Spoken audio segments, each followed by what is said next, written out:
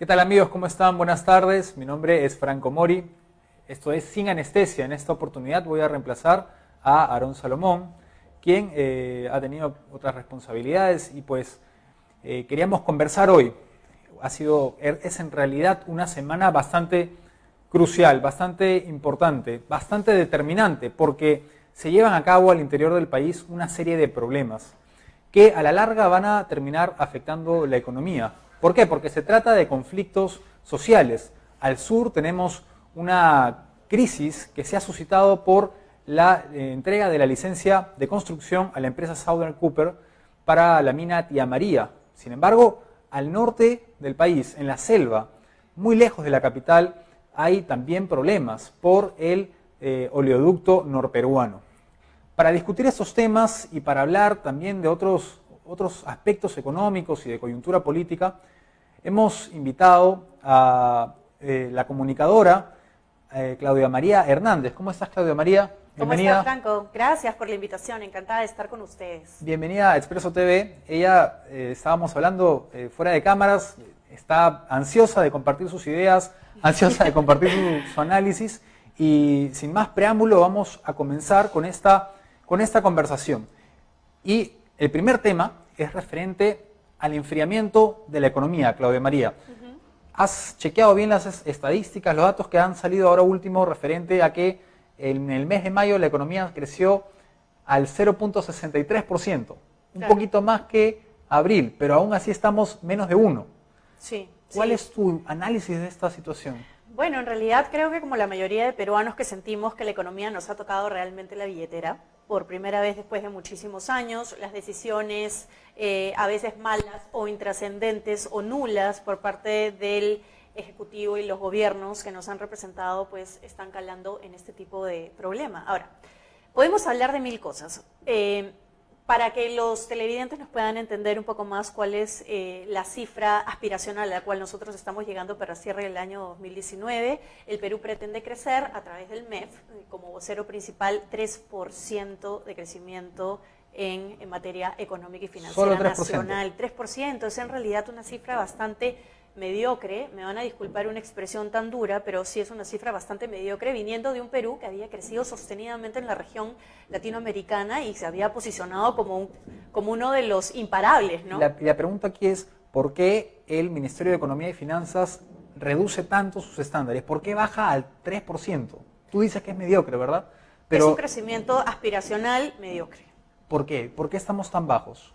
Hay muchas cosas que han sucedido en materia de coyuntura, ¿no? No solamente en términos económicos y financieros per se, sino también materia política que nos ha afectado peor que latigazos en el cuerpo. Una de esas cosas es precisamente la crisis del lavajato y todo lo que significa la corrupción nacional en términos de afectación económica para nuestro país. Cuando hablamos de lavajato no estamos hablando ahorita de perseguir a los grandes delincuentes, a las empresas, al club de los contratistas, no estamos hablando solamente de las personas que pueden haber pagado coimas para ingresar a contratar en el sistema nacional, estamos hablando de cómo eso se ha visto reflejado en la práctica diaria para las empresas nacionales, que son solamente el 30% de empresas formales en nuestro país, las que dan plata para el fisco y llenan el chanchito del Estado mes a mes. ¿Por qué ha afectado a las empresas nacionales? Porque el sistema financiero nacional, a través de los bancos, las cajas rurales, las financieras de cualquier tipo de índole, han retrotraído sus esfuerzos en apoyo a las empresas privadas porque ya dudan de todas las prácticas que se puedan hacer en materia de contratación pública. Entonces, al no tener, por ejemplo, las empresas nacionales apoyo del sistema o apalancamiento del sistema bancario, entonces, ¿cómo me puedes explicar tú este gran anhelo del shock de inversiones que están planteando a través de PCM, a través de gobierno central, si es que no existe una respuesta que vaya a la par por parte de justamente las financieras, ¿no? El sistema bancario? Ahora, corrígeme si me equivoco, pero no es la primera vez que se realiza una especie de anuncio de un shock de inversión, de un shock de políticas económicas. Creo que Pedro Pablo Kuczynski ya se había referido a eso, me parece.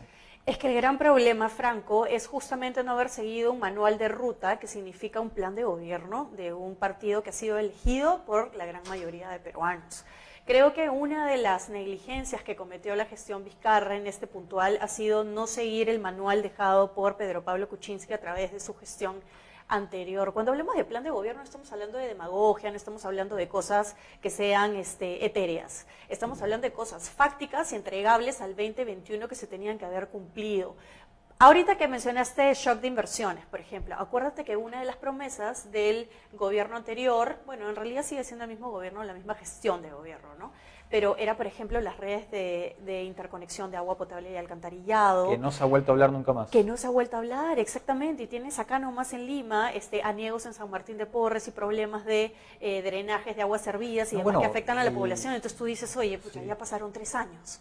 Claro. Entonces, ¿hasta cuándo vamos a seguir empujando la pelota, de hecho, parte de lo que está ocurriendo en Loreto, muchas comunidades están reclamando agua y desagüe, electricidad, servicios básicos que en muchas comunidades, según información que tuvo acceso Expreso, no hay, no están presentes. O sea, como tú dices, estamos en 2019, ya falta muy poco para el 2021 y no hay estos servicios básicos en un montón de lugares. Tenemos necesidades latentes, urgentes, que deberían de ser tomadas de forma prioritaria en un eventual discurso de 28 de julio por parte de nuestro presidente Martín Vizcarra, ¿no? Mencionabas un detalle que de repente no se comenta así nomás en los medios de comunicación, que la corrupción está afectando la economía. Los medios se han concentrado en hablar acerca de las actividades económicas, el sector hidrocarburos, manufactura, agricultura, pesca y en fin. Minería. Pero minería, justamente hacia eso nos vamos a orientar. Pero la corrupción está íntimamente ligada a la desaceleración económica, ¿verdad? Totalmente, la corrupción tiene muchísimo que ver en esto. Es un clima, Franco, de absoluta incertidumbre, no solamente para la inyección de capital por parte de los privados, sino también para los grupos internacionales que pueden hacer algo bueno con industrias como lo que has mencionado de la minería aquí en nuestro país.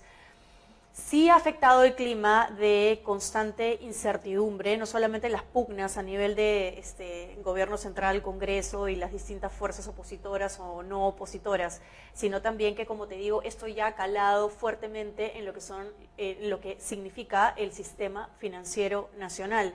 Entonces, es más, cualquiera de nosotros puede mañana ir a pedir un préstamo bancario, un préstamo hipotecario, por ejemplo, un préstamo como activación de capital inicial para el emprendimiento de alguna empresa, de algún negocio, y vamos a tener una serie de trabas burocráticas financieramente hablando que nos van a enlentecer todo el desarrollo que naturalmente aspiramos, ¿no? Dime, acá hay un detalle paradójico, que la economía, 0.63% en mayo. Casi 1%. Casi 1%. Debido a la retracción de algunas actividades como la pesca, minería, hidrocarburos. Sin embargo, la actividad que le ha hecho contrapeso ha sido la inversión pública. Inversión pública, que es el shock de inversiones que tú estabas mencionando, ¿no? Ajá. Que siempre se escucha, shock de inversiones, y ahora rescato mucho lo que dices porque tiene un gran sentido, ¿no? Siempre estamos hablando del shock. Shock es una palabra en negativo. Es como cuando se está muriendo el muerto y le tienes que colocar 220 voltios para activar ese corazón, ¿no es cierto? Hacerlo latir nuevamente. Entonces, no podemos estar constantemente en el hilo o en el borderline de la tormenta, ¿no? Eso es un tema expresamente de falta de gestión. Muchos economistas, muchos analistas políticos a lo largo de estos días han estado hablando sobre la gran preocupación en materia de gestión pública del Ejecutivo y del Gobierno central en sus distintos niveles, ¿no? Regional y local. Entonces, la gran pregunta es, no solamente se puede hablar de shock de inversiones, o tal vez deberíamos empezar a hablar de personas de extrema confianza del presidente Vizcarra que lo ayuden a la puesta en marcha y a la tangibilidad de esos proyectos que él tanto está prometiendo entregar, ¿no? Aquí una pregunta, ¿no? ¿El presidente Vizcarra se está rodeando de asesores económicos o de asesores principalmente políticos? Bueno, una de las cosas que se le ha criticado muchísimo es justamente no tener personas de un pool, digamos, de trayectoria en cualquiera de estas materias que tú has mencionado, más bien que tiene mucho la cercanía de grupos que llaman caviares, ¿no? Entonces no sabemos si ellos en realidad tienen claro cuál es el eje a seguir en cuanto a políticas públicas. Es que, en realidad la pregunta era un poco, en realidad era a manera de sarcasmo, porque el presidente lo que tiene es constantes enfrentamientos con el legislativo, tú bien lo has mencionado, y tiene este asesor argentino, Maximiliano Aguiar, pero no se escucha de alguna otra voz importante. O sea, La siguiente persona que a uno se le viene a la mente es Vicente Ceballos, ministro de Justicia, o Salvador del Solar. Y ambos, digamos, poco o nada se les ha escuchado hablar sobre reactivación económica. Y el ministro de Economía, Carlos Oliva, ausente casi siempre, o no sé cómo tú lo ves. Yo creo que está apagando los incendios el ministro Oliva, ¿no? Está apagando los incendios. Lo que pasa es que el MEF en realidad sí, efectivamente, es de repente el ministerio más importante cuando se habla en términos de patria, pero también tiene sectores que son altamente productivos que no dependen necesariamente del MEF. O sea, tienes el Ministerio de Agricultura, tienes el Ministerio de Transportes y Comunicaciones, tienes el Ministerio de Vivienda, que manejan un grueso de la inversión pública, de grandes proyectos que sí tienen un beneficio social. El tema es, yo invertiría la pregunta y creo que le enfocaría en el Premier, ¿no? ¿Qué está haciendo Salvador del Solar como para inyectarle 1000 voltios a todo su gabinete de forma tal que todos empiecen a crecer equiparablemente y sostenidamente al cierre del 2021, ¿no? Yo creo que por ahí está la falencia. En realidad es un tema de dinamismo de la gestión del Ejecutivo. Ahora, ¿cómo reactivamos la economía? Estamos casi paralizados.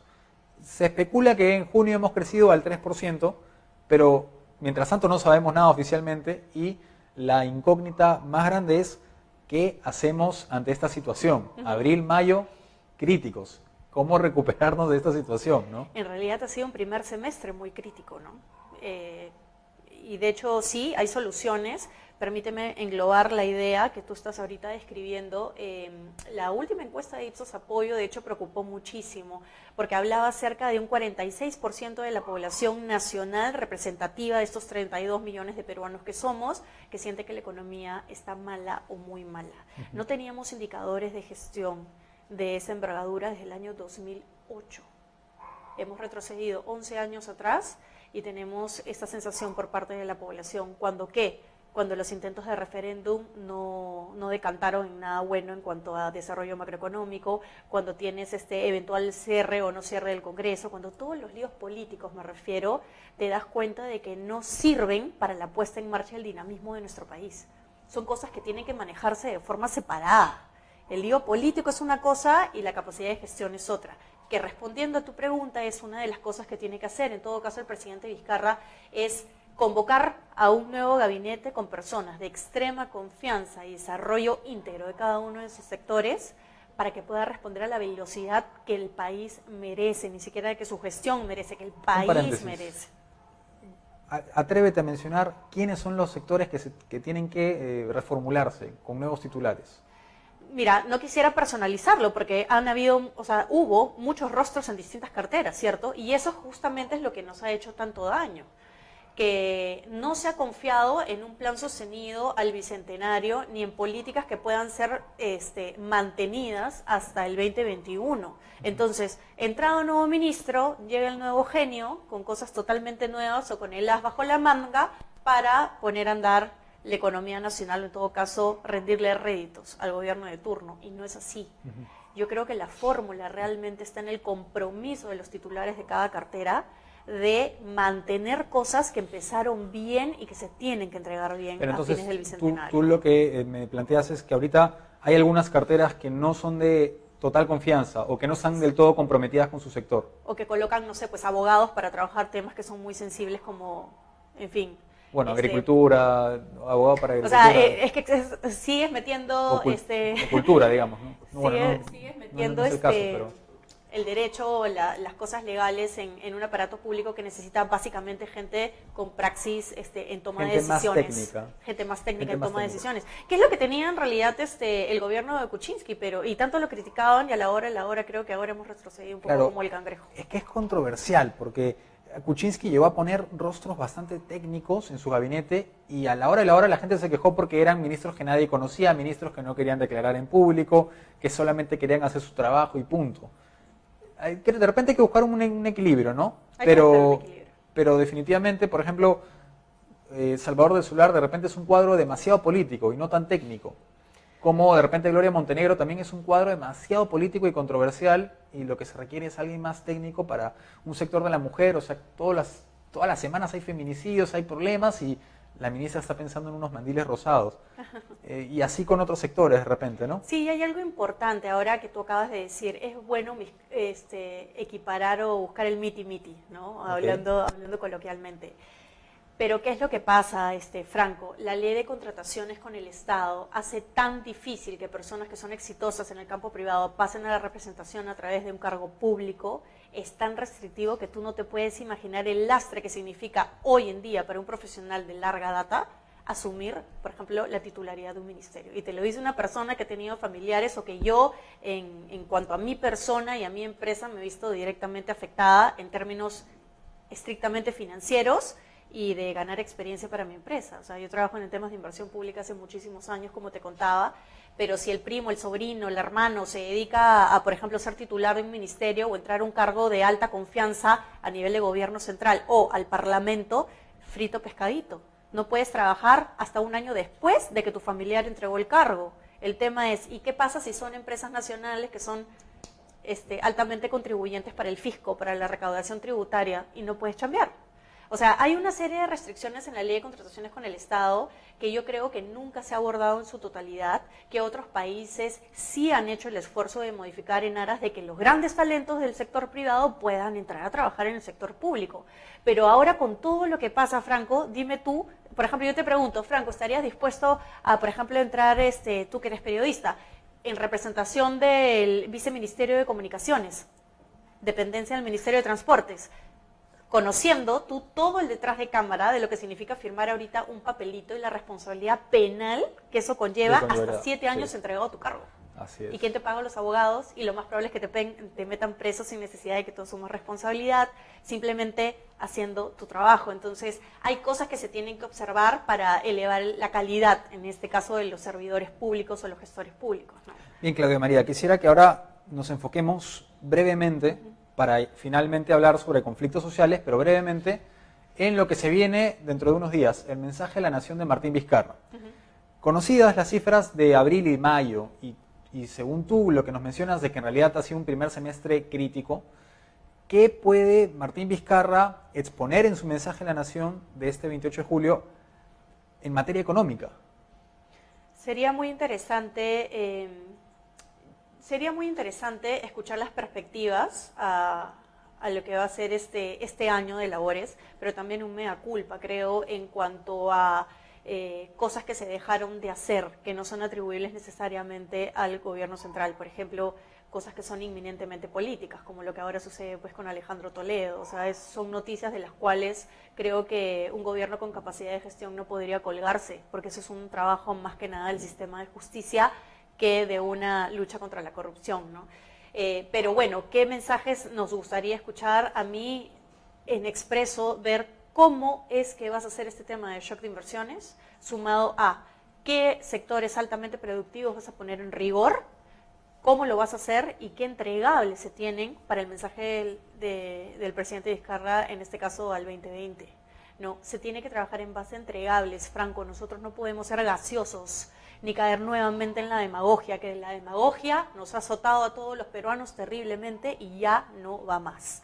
Acá lo que queremos escuchar, creo que todos los que tenemos 5 dedos de frente, es cuáles son las expectativas de crecimiento, cómo lo vas a hacer y cuál va a ser tu entregable, en este caso, el mensaje presidencial del 2020. Claro, porque, a ver, en este primer semestre que tú dices crítico, según leo en gestión, llegamos a crecer en promedio 1.3, si no me equivoco, y la expectativa es que logremos crecer, como bien dijiste, al 3%. Claro, a nivel de 2019. Pero para que podamos crecer al 3%, requeriría que a partir de julio de este mes crezcamos todos los meses que quedan 4%. O sea, ¿es viable y cómo lo vamos a hacer? Esa es una pregunta que Vizcarra tiene que responder en su mensaje a la nación, ya sin o dejando de lado, mejor dicho, controversias políticas, ¿no? Cuando sobre todo ya tienes una sociedad que ha sido duramente castigada en cuanto a tasa de desempleo. O sea, la tasa de desempleo, ese es otro indicador del INEI, cifras oficiales del Estado peruano, en donde se revela que el 8.1, 8.4 de tasa de desempleo tenemos a nivel del país. Son casi medio millón de personas que están pateando latas en la calle. Y cuando ya te digo, nos afectan el chanchito del ahorro, entonces ahí se empiezan a ver realmente los problemas nacionales y qué es lo que tú inmediatamente tienes que atender.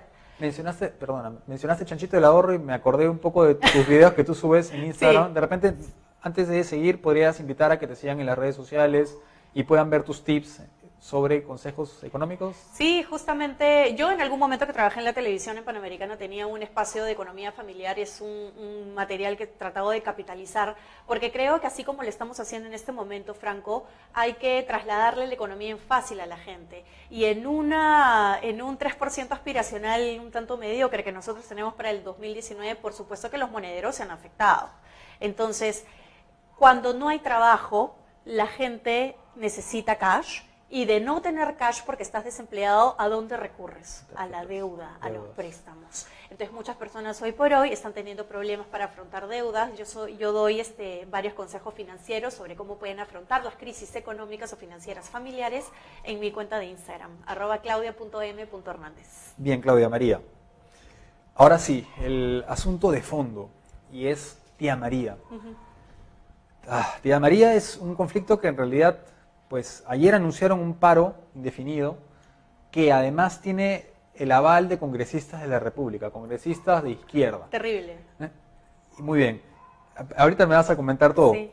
Y el día de hoy han anunciado que el presidente, como si fueran ellos dueños del país o quienes tuvieran todo el poder y la autoridad, que el presidente tiene 72 horas para dejar sin efecto la licencia de construcción de Tía María. Parece que este conflicto no acaba hoy, ni mañana, ni pasado mañana. Parece que tiene para varios días. Hoy día nomás han salido un montón de actores políticos a hablar. Ha salido Mercedes Arauz, ha salido el gobernador de Arequipa, el presidente de la Asamblea Nacional de Gobiernos, Mesías Guevara, cada vez se intensifica más la tensión, la crisis, ya han bloqueado carreteras y todo eso. De repente dos preguntas, ¿no? La primera es, ¿cómo resolvemos esta crisis? Y la segunda es, ¿cómo hacemos para que el gobierno ya, digamos, pueda ponerle punto final? Porque estamos hablando de Tía María, pero hay también situaciones en otras partes del país a las que el gobierno o no ha ido, o ha dicho que va a solucionar y hasta ahorita no soluciona, o simplemente no ha dicho nada. Bueno, PCM tiene un área especializada para la resolución y mitigación de conflictos ¿El Ministerio de Gobernanza Territorial? Que tiene injerencia directa en acciones de inteligencia que son preventivas y así como trabajos de mitigación de conflictos sociales. Tienen que empezar a colocar el radar o ajustar algunos tornillos al radar, a la brújula, para saber detectar a tiempo este tipo de levantamientos que pueden afectar seriamente la economía nacional.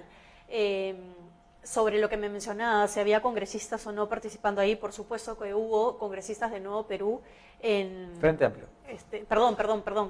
De Frente Amplio, y entre ellos pues el padre Arana, que la gran pregunta es ¿cuándo ha estado de acuerdo con algún proyecto de esta envergadura? O sea, lo que nosotros queremos saber es, ¿acaso no conocen que, por ejemplo, parar Tía María hace que Arequipa como región deje de percibir 70% del PBI? Porque no solamente se afecta a la minería, se afecta también los otros negocios que subsisten de las prácticas extractivas, que son responsables, que ahora han superado una serie de observaciones de impacto medioambiental, que han ajustado un poco más las tuercas para que el negocio no afecte, en este caso el negocio extractivo no afecta a las poblaciones ni la naturaleza misma.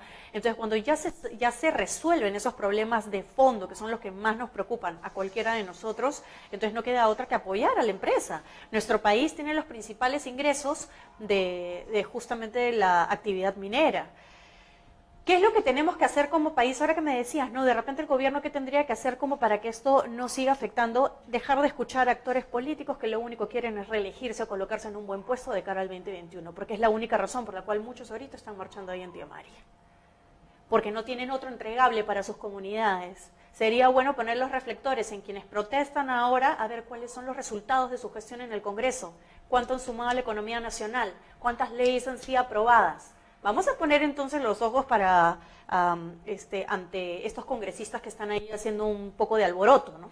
Claro, y además... O sea, ellos se nota que no, como les pagan su sueldo del Congreso, con ellos no es, pero toda la gente más pobre que realmente merece un buen trato de la empresa minera, porque es minera formal, no es minera ilegal. Bueno, fuera si así protestaran pues en la Pampa de Madre de Dios, ¿no? Por favor, que el padre Arana, que toda la gente de izquierda, ¿no? Vaya allá a la Pampa de Madre de Dios y se enfrenta a los grupos de narcotráfico, que se enfrenta a la tal ilegal, que luche contra el tráfico humano que decanta. Trata de personas, ¿no? Claro, el tráfico humano, que es una de las cosas, uno de los cánceres que hay allá en el Oriente producto de la minería ilegal, porque todos van a servirse ahí de las mujeres locales, imagínate, ¿no? Claro.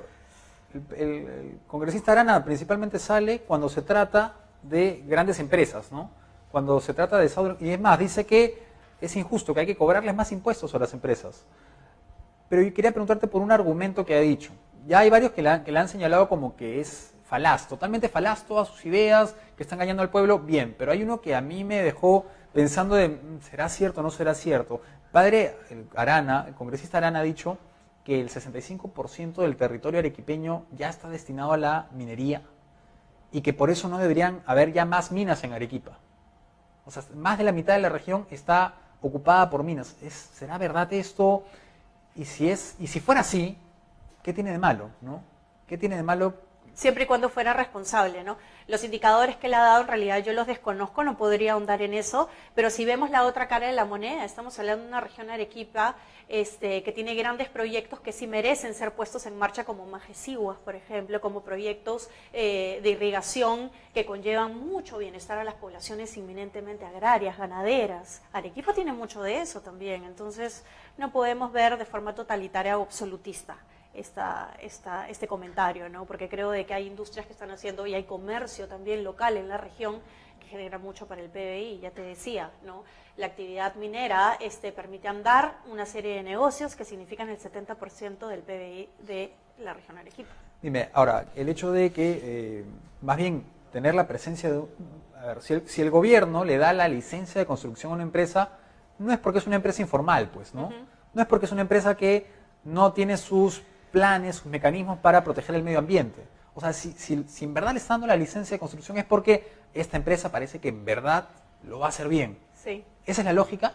Lo que pasa es que es la lógica, la empresa privada siempre cumple con estándares muy superiores a cualquier empresa informal o delictiva como lo es la minería ilegal.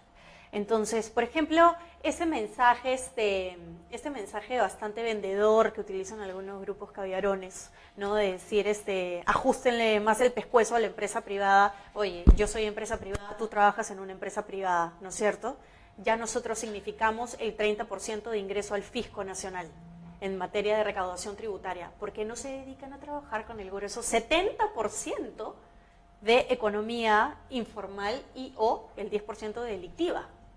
Entonces ahí tú te pones a pensar, oye, ¿realmente estamos accionando bien como país, siempre tratando de sacarle más dinero a la empresa emergente? ¿O es que realmente debemos trabajar estrategias de formalización del otro grueso 70% que hoy por hoy genera cero para nuestro país? Entonces, creo que la óptica ahí está errada, ¿no? Bueno, dos preguntas finales. Pregúntame lo que quieras, Franco, estamos conversando de lo más lindo. Referente a tía María, pero luego sobre política, para ir terminando también, porque podríamos hablar acá toda la tarde, pero tampoco es la idea, ¿no? ¿Y qué está haciendo mal el gobierno en este conflicto específico? Yo creo que el diálogo siempre tiene que ser tiene que ser avisorado. O sea, el diálogo tiene que ir de antesala, el diálogo tiene que ir de forma sistemática, perenne en las regiones. No ha habido. No solamente este gobierno, yo creo que es algo que se está haciendo mal desde gestiones anteriores en cuanto a conflictividad social. La negociación es parte de un diálogo sistemático con las poblaciones más vulnerables de nuestro país. El diálogo no va cuando ya hay grupos recalcitrantes tomando acción en zonas... En este caso ya los hay, ¿verdad? En este caso ya hemos tenido crimen organizado en las Bambas, ¿no? Hemos tenido crimen organizado en las Bambas de gente que lo único que se dedica es a traficar terrenos y a utilizar el dinero de la empresa privada para lavar las mentes de los comuneros, ¿no? Eso es algo que se tiene que resolver ya. En este caso específico, ¿consideras que la presencia de congresistas, de líderes de izquierda extrema, no ayuda para nada al diálogo? Para nada al diálogo, no ayuda. Oye, como padre de la patria, me conviene siempre ponerme de los intereses del Estado. ¿Por qué? Porque mi trabajo es ese, cumplir con los intereses del Estado y las poblaciones mayoritarias en nuestro país. No puedes asumir la bandera de grupos que ni siquiera están bien informados. Hay comunidades, yo pertenezco a sangre agricultora, yo sé lo que es vivir en las chacras, tener a veces al Estado de espaldas, yo sé lo que pasan personas que hoy se encuentran en situación de pobreza o máxima pobreza. Pero no por eso nosotros podemos generar el terror a través de la empresa privada, ¿no? Bien, Claudia María, quería preguntarte nada más para terminar. Hoy día se ha sabido del arresto, de la detención de Alejandro Toledo. ¿Esto le ayudará al gobierno de Vizcarra, a la imagen del gobierno de Vizcarra? ¿Cómo crees que va a pasar en los días siguientes también con el ahora preso Alejandro Toledo, ¿no? Ya bueno, no prófugo, sino sí, reo, preso, ¿no? ¿Has visto la foto ahora, no? He visto la foto y todos hemos quedado en shock. Pero ahora, sí, de forma tangencial sí beneficia definitivamente la imagen del carácter del gobierno, ¿no? Porque Vizcarra dijo que iba a hacer lo posible para que extraditen a Toledo y wow, ocurrió. De suerte le ocurrió que empezó el proceso de extradición justo ahora, ¿no? Es una buena labor, en este caso del sistema de justicia nacional e internacional, que se están retroalimentando, pero claro, el discurso de la lucha contra la corrupción siempre se va a ver beneficiado cuando hay capturas o en este caso detenciones como esta, ¿no? Pero que esto no le haga perder el enfoque, que esto no le haga perder el enfoque, porque lo que nosotros realmente necesitamos es que ahorita toda la concentración de los esfuerzos del gobierno central estén estrechamente ligados al tema del shock de inversiones y al tema de incrementar la capacidad del gasto, ¿no? Por parte de las instituciones públicas. No es un logro de Vizcarra, no es un logro definitivamente esta captura de Alejandro Toledo. Bueno, el mensaje lo ha sostenido, yo creo que es una bandera para su gestión, sin embargo, creo que este es un trabajo, como ya te dije, del sistema de justicia nacional en retroalimentación con el sistema de justicia internacional, ¿no? Entonces, hay otras prioridades después de esto, que esto de acá no nos nubile a nosotros. Bien, Claudia María, yo tengo que agradecerte, hemos tenido esta edición especial de Sin Anestesia, en reemplazo de Aarón Salomón, aquí yo, Franco Mori, para hablar de la coyuntura económica. Es un tema que se ha dejado mucho de lado en los últimos meses. ¿Por qué? Porque se ha priorizado bastante la controversia, ¿no? Claudia María, muchas gracias por estar acá con nosotros. Gracias a ti, Franco, encantada. Y pues conmigo será hasta la siguiente oportunidad. También no se pierdan todos los días, de lunes a viernes, las 5 del día a las 5 de la tarde con este servidor. Y recordarles que visiten www.expreso.com.pe para mantenerse actualizados. Muchísimas gracias.